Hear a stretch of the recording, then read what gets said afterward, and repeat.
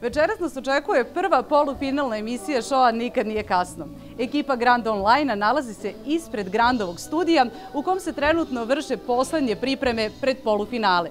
Kakva atmosfera vlada u backstage-u i šta se dešava iza kulisa takmičenja, saznajte u nastavku.